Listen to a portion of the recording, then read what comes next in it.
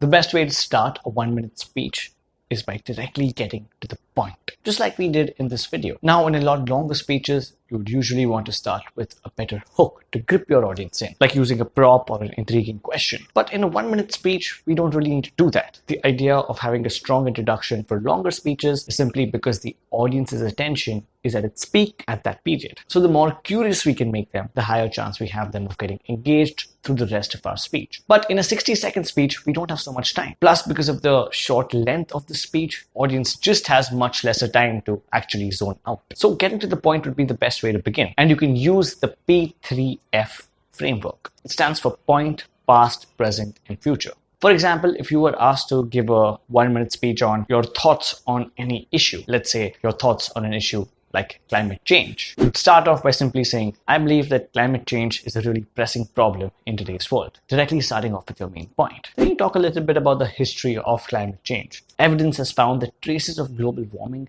go all the way back to the 1900s.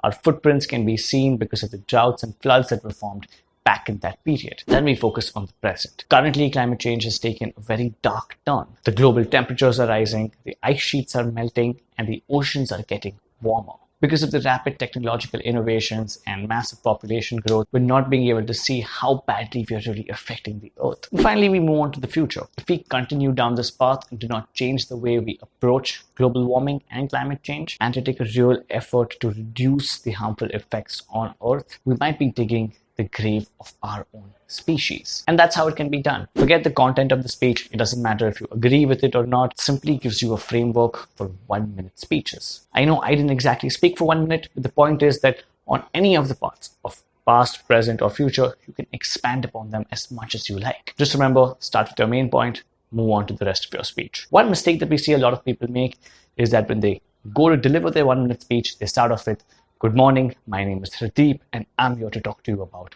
climate change. Keep in mind that that's only important to do if you haven't been introduced already. A lot of people, after getting introduced, their name and the topic they're speaking on has been said, they'll come on stage and they'll repeat that, which is not really required. So bear in mind if you're introduced or not introduced, and start your speech accordingly by directly jumping into the point. If you want to go deeper and understand more frameworks about 1-minute speeches that we've delivered, you can check out an in-depth video we've made on that topic right here.